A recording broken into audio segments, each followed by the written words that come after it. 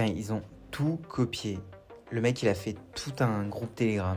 Ouais, et sur Instagram aussi. Hein. Sur Instagram aussi? Ouais. Putain. Les amis, avant de vous parler de cette histoire d'usurpation d'identité, je voudrais juste prendre 2 secondes afin de remercier toutes les personnes qui sont abonnées à cette chaîne parce que grâce à vous, je viens de passer les 100 000 abonnés. C'est un truc de malade. Jamais j'aurais cru qu'avec une chaîne sur la productivité, le no-code, etc., qu'on arriverait à être autant. Donc merci beaucoup. J'ai eu ma mère au téléphone, j'ai l'impression que pour elle, le trophée des 100 000 abonnés est bien plus important que mon bac, mon diplôme d'ingénieur, tout ce que j'ai fait avant cette chaîne YouTube. Donc merci pour ça, vraiment. Et pour l'occasion, j'avais fait un post LinkedIn pour célébrer ça et je vous avais dit que je ferais une vidéo spéciale dans laquelle je répondrai à toutes vos questions. Et il y avait une question de Vincent Souchière qui me demandait: Choubam, est-ce que tu vas continuer à automatiser tes échanges sur Telegram parce que parfois il y a des incohérences? Et là je me suis dit, mais de quoi il parle? J'ai pas de compte Telegram et j'ai jamais rien automatisé du tout en fait. Et c'est là que Vincent gentiment m'a envoyé en MP les screenshots d'un certain Choubam Sharmak qui lui faisait des propositions commerciales d'investissement afin de doubler, tripler, de quadrupler son investissement initial, et tout cela sous 48 heures. Cette personne, elle a fait exactement la même chose sur Instagram. Alors je dis cette personne ou ces personnes, hein, je sais pas qui ils sont. Et en fait, je pense qu'ils sont pas très malins parce que sachez que je vais jamais vous faire de proposition d'investissement sur quoi que ce soit. En tout cas, j'attends ça de vous, les amis. Si jamais il y a quelqu'un qui vous contacte avec des espèces de combines spéciales, c'est pas moi. Et merci à toi de m'avoir fait découvrir cette personne parce que grâce à toi, je sais que je suis arrivé à un niveau de fame où on essaye de copier mon image. J'ai l'impression d'avoir débloqué un niveau de jeu vidéo. Bon, maintenant les amis, je veux prendre les questions du post LinkedIn point par point. On va parler des mentors qui m'ont inspiré le plus. On va parler de Notion, de LinkedIn, de mes objectifs, de la prospection automatisée. Bref, je commence tout de suite avec une question sur la ligne éditoriale de la part d'Amandine. Est-ce qu'elle est stable, constante? Et depuis le début, est-ce que je l'ai fait évoluer? Je serais curieuse de savoir comment pour bouger une ligne éditoriale si tu l'as déjà fait. Alors pour ceux qui connaissent ma chaîne depuis le début, en 2017 quand j'avais démarré, je parlais de vulgarisation informatique en général, je parlais pas du tout de no code, de productivité. Et petit à petit, notamment depuis le Covid en fait, j'ai un petit peu fait pivoter ma chaîne pour parler principalement de no code, de productivité. Après, est-ce que maintenant j'ai une ligne éditoriale qui était la même que quand j'ai recommencé ma chaîne, on va dire en 2019-2020? Eh bien non, je pense qu'aujourd'hui en termes de ligne éditoriale, il n'y a pas un truc fixe. Je sais que je parle de Notion, je sais que je parle de no code, d'automatisation, je sais que parfois je parle de productivité, de vie perso, dev perso en général, et aussi de business en ligne, d'outils. Donc c'est un peu les 4 piliers aujourd'hui que j'ai sur cette chaîne YouTube, et c'est principalement sur ces piliers que je publie. Maintenant, il m'arrive de pas du tout respecter les règles parce que je trouve que YouTube est une plateforme incroyable pour s'exprimer, et que même si marketingment parlant, il faut selon moi une ligne éditoriale, des piliers, etc., mais il faut pas oublier que voilà, je fais ça pour le kiff. Jean-Charles, je veux bien un topo sur les formulaires pour ajouter et retirer d'un événement sur une DB. Alors j'imagine que tu parles de Notion, ou en tout cas pas. Sachez que ce soit un formulaire sur Notion, sur Airtable ou quoi que ce soit, ça marche toujours de la même manière. Vous allez à chaque fois avoir un formulaire et une base de données. La chance qu'on a sur Airtable, c'est que le formulaire et la base de données sont dans le même produit. Pour Notion, c'est pas vraiment le cas. Notion, on a une base de données, mais on n'a pas forcément le formulaire qui va avec. Donc pour ça, moi souvent je conseille Tally, qui est un outil génial, qui est gratuit, qui vous permet très facilement de le connecter à Notion. Ou alors sinon vous avez Notion Forms aussi qui marche bien, qui permet directement dans Notion de mettre un formulaire qui aille dans une base de données. Maintenant c'est à toi de faire le choix entre un Airtable, un Notion, et sinon il y a plein d'autres outils qui existent. Aurélien, pourquoi as-tu voulu être productif et qu'est-ce que ça t'a apporté? Alors tout a commencé un petit peu quand j'étais étudiant, je faisais mes études, mais en plus j'étais freelance, je travaillais dans la junior entreprise de mon école, j'étais en plus dans plein d'assos, etc. Et j'avais une boîte qu'on était en train de monter avec un pote. Clairement j'étais le mec le plus débordé du monde, même si j'avais l'impression d'utiliser plein d'apps un peu cool, genre des apps de to-do, des apps de notes, etc., etc. Mais la réalité, c'est que j'étais dispersé totalement.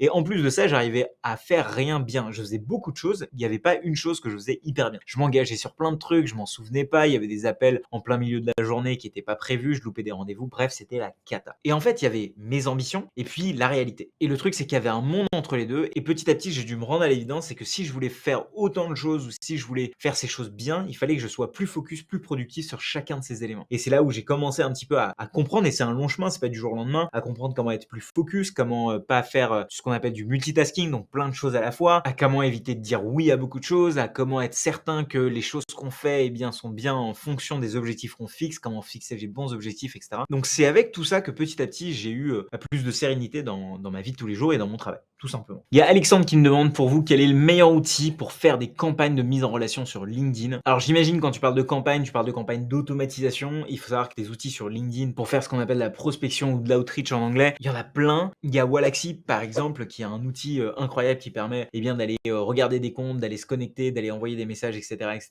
Il y a aussi Lemlist qui va combiner la notion de multicanal, c'est-à-dire qu'on va pouvoir faire LinkedIn mais aussi email, etc., etc. D'ailleurs, ils ont récemment acheté une boîte qui s'appelle Tapilo qui va aussi servir un petit peu de CRM sur LinkedIn que je vous invite à aller regarder. La grosse machine qui est pas mal, qui pareil permet de créer des scénarios de mise en relation, de campagne, etc., etc. Il y en a un qui s'appelle Clay qui est un outil d'automatisation prospection qui est pas mal aussi que je vous inviterai à aller tester si jamais vous ne le connaissez pas. Après, il y a évidemment Phantom Buster, Captain Data, des outils que j'ai déjà pas mal cités sur ma chaîne. En tout cas, si jamais ça vous intéresse, la partie prospection, n'hésitez pas à me le dire en commentaire, je ferai peut-être une vidéo spécialisée là-dessus, mis à jour avec des tutos, des nouveaux outils, etc. Imran qui me demande si tu devais commencer à zéro, quel genre de titre et de miniature tu ferais. Alors les titres et la miniature sur YouTube, c'est le nerf de la guerre. Je pense que j'ai pendant longtemps négligé ça. Là, je commence petit à petit à comprendre le game de YouTube, etc. et ce qui marche. Je pense qu'il y a une chose, si je devais commencer à zéro, c'est de commencer ma vidéo non pas par le contenu, mais par un peu ce qu'il y a au-dessus. Comme ce que je dis à chaque fois, ça sert à rien de faire une vidéo incroyable si jamais l'emballage est pourri. Et souvent, quand on est créateur, on a tendance à mettre tout notre effort, 99% de l'effort sur la vidéo, et au final, le 1% qui nous reste, qu'on va grappiller, sera pour le titre et la miniature, alors que c'est la première chose que les gens voient quand ils regardent la vidéo. C'est un peu comme si Apple faisait des MacBooks, ils avaient mis le meilleur processeur, la meilleure RAM, la meilleure batterie, etc. et qu'en fait, ils vous le mettaient dans un sac Lidl. C'est dommage. Alors il y a Alexandre qui me demande, sans aller jusqu'à parler de ROI, as-tu une idée du temps que tu passes par jour, par semaine à planifier et mettre à jour ton Notion, que ce soit sur le côté pro en comparaison du temps d'exécution, etc. Je saurais pas forcément dire le temps exact. Ce qui est sûr, c'est que je pense que je dois par semaine aller y passer, tu vois, une demi-heure, un peu à ranger des choses. Je fais une revue hebdomadaire à chaque fois où je nettoie un petit peu mon espace. En fait, c'est comme ranger son bureau ou ranger sa chambre. Soit on attend le dernier moment jusqu'au moment où on est là et on est obligé de faire un gros ménage. Et à ce moment-là, ça va être un truc sur lequel on va procrastiner et petit à petit, en fait, notre niveau de bien-être va être réduit et on va toujours vivre dans un espace qui va pas être hyper bien rangé. Ou alors on définit une place de là où les choses devraient être et on se définit une routine pour un petit peu ranger régulièrement. Et c'est ce que moi je fais toutes les semaines. Donc revue hebdomadaire, je range un petit peu mon bureau virtuel qui est Notion et c'est mon espace de travail. D'ailleurs, si ça vous intéresse, il y a une méthode du Lean Management qui m'a beaucoup inspiré là-dessus. Ça s'appelle le 5S. C'est en gros supprimer l'inutile, situer les choses, faire scintiller, standardiser, suivre et progresser. En fait, c'est une méthode qui peut paraître un peu lourde, mais quand on travaille en équipe ou même seul, en fait, le fait de suivre un process clair sur comment nettoyer son espace, c'est pas mal. Valentin qui me demande, penses-tu qu'on devrait enseigner ce genre de choses à l'école, au lycée, pour aider les élèves à être plus organisés et plus productifs? Alors c'est une question qui est pas forcément évidente, parce que si on parle de la productivité principalement sur nos espaces de travail en ligne, c'est très délicat parce qu'ils changent tout le temps, et c'est plutôt quelque chose, je pense, qu'on devrait apprendre dès qu'on arrive dans le monde du travail, où je trouve qu'en fait, il y a aucune de vos boîtes ou quoi que ce soit qui va vous apprendre à bien travailler, à être productif sur vos espaces de travail, ce qui est dommage. En revanche, à l'école, je pense qu'on peut nous apprendre les principes sur comment organiser, on va dire, ces documents, quelles sont les méthodes un petit peu pour mieux étudier, mieux retenir, mieux travailler. Je trouve que moi, à l'école, j'ai toujours manqué de quelqu'un qui m'expliquait comment bien apprendre des choses. On nous enseignait des choses, mais on ne nous expliquait pas forcément comment apprendre. Et je pense que ça va un petit peu dans le même mouvement où on sait qu'on doit travailler, mais on ne dit pas forcément comment est-ce qu'on doit bien travailler de manière productive. Alors, il y a Mounia qui me dit, à quand une plus grande présence sur LinkedIn? Alors, LinkedIn, c'est un réseau sur lequel j'étais très actif il y a 2 ans.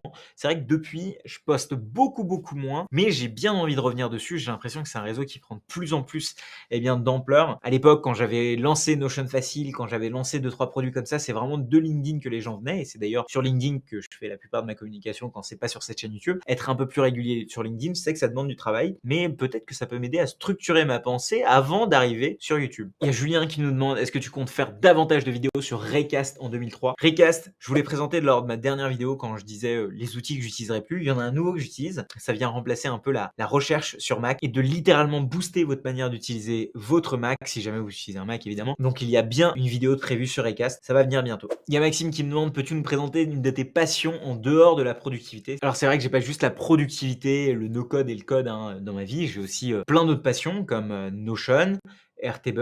Non, je déconne. En ce moment, je suis en train de m'éclater à level up en snowboard. Je reprends aussi le stand-up cette année. Donc oui, faire rire sur scène, je trouve que c'est un challenge de ouf auquel je m'étais attaqué il y a 3-4 ans. Et là, j'aimerais bien reprendre. Je m'entraîne aussi pour un triathlon en mai. Je kiffe le vélo, donc j'essaye de ne pas couler en nageant et d'essayer de courir un petit peu pour ajouter du challenge. Et sinon, j'aime bien la guitare aussi, mais je suis toujours aussi nul. Alors il y a Mathieu qui me demande, alors c'est quoi le prochain objectif alors? Alors c'est marrant, j'avais jamais eu un objectif de 100 000 abonnés, j'essaie de faire en sorte que mes objectifs objectifs soient en mon contrôle. Et ça, en fait, le nombre d'abonnés, c'est pas vraiment en mon contrôle. Donc, c'est un peu contraire à ma manière de fixer des objectifs. Par contre, j'ai bien un objectif de vidéo cette année et j'ai un objectif de 100 vidéos cette année, ce qui est énorme. Ça fait 2 par semaine. Je sais pas la combienième c'est, mais pour l'instant, je suis bien parti. Le plus dur, ça va être de tenir sur le long terme et d'avoir assez de vidéos d'avance pour éviter d'être en flux tendu comme je le suis là. Je suis en train d'enregistrer alors qu'il est 23h09 le 15 février, c'est-à-dire la veille de quand vous allez regarder cette vidéo.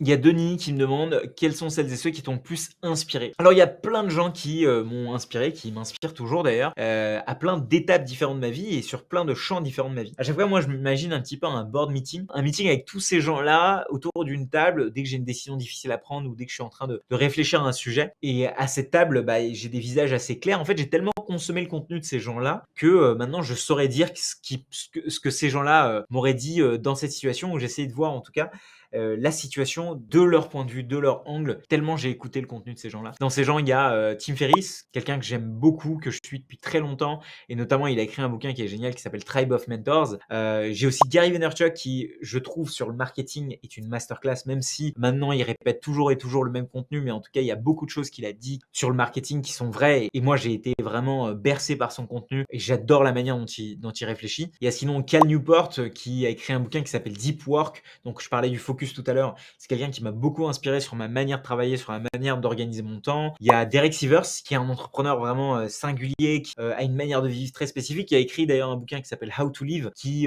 démonte un petit peu tous ces autres bouquins de développement personnel qui se contredisent tous un petit peu. Je vous invite à regarder son travail, c'est assez magique. Et un autre par exemple qui serait Naval Ravikant qui parle de leverage, donc d'effet de levier dans ses tweets, en tout cas sur toutes ses apparitions sur internet, etc. Je vous invite à regarder son tweet storm dans lequel il parlait de comment devenir riche sans avoir de la chance, et c'était assez on point tous ces tweets, et en tout cas pour moi je crois que je les connais quasiment tous par cœur tellement je les ai lus et relus, donc je vous invite à aller voir ça. On a Juan qui nous pose une question en anglais et donc il nous dit what advice Shubham would give you today, non je déconne, c'est pas mon accent, what advice the Shubham Sharma of today would give to the Shubham Sharma of a few years back. Donc en gros, quel conseil le Shubham d'aujourd'hui donnerait au Shubham d'hier? Je pense que sur la partie entrepreneur, c'est d'avoir créé du contenu plus tôt, sur la partie créateur, c'est d'avoir démarré une liste email plus tôt, et sur la partie productivité, c'est m'être organisé un petit peu plus tôt, parce que c'est le jour ou la nuit si je me compare de mon moi il y a 10 ans vs mon moi aujourd'hui.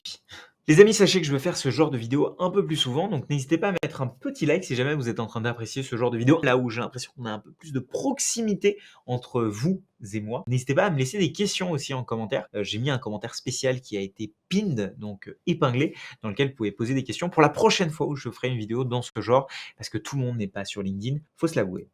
Alors il y a Ali qui me demande comment tu organises tout ton travail de montage, de script en passant les plans à l'assemblage, etc.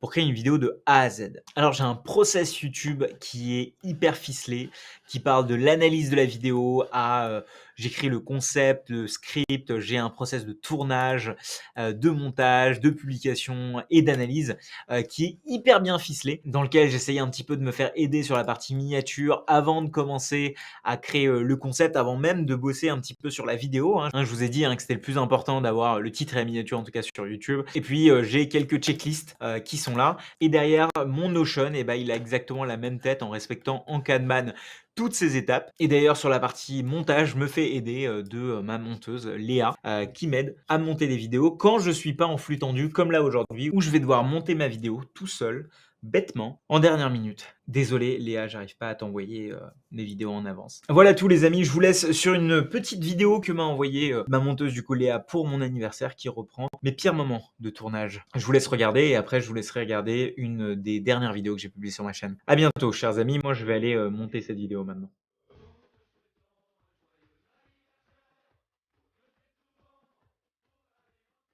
Désolé, c'était mon four qui avait sonné. Le poulet est prêt. Ça va faire bizarre, mais c'est ce que Matt Davella il fait. Ok. Sophie, t'as ta Oura Ring avec toi? Tu peux me la filer vite fait? Parce que j'ai oublié la mienne, je dois juste faire un truc. On est d'accord que c'est pas préparé assez là. Vas-y mec, vas-y t'inquiète. J'ai fini là de toute façon presque. Désolé Léa. Oh putain, c'est dur. J'en ai marre. Allez, Shubham, t'y es presque. Shubham. Là normalement, je devrais avoir un meilleur son. Oh, Le G... Non putain, je pars en couille là. C'est n'importe quoi. Regarde, c'est objectif. C'est objectif. Voilà, nickel, bon bah objectif, cool. Promis, un jour je m'achète un meilleur micro, mais hop. C'était quoi ce rire là? Et là c'est la merde, hein. Putain, j'ai des calls de partout, je me mets dans une merde, mais c'est pas possible.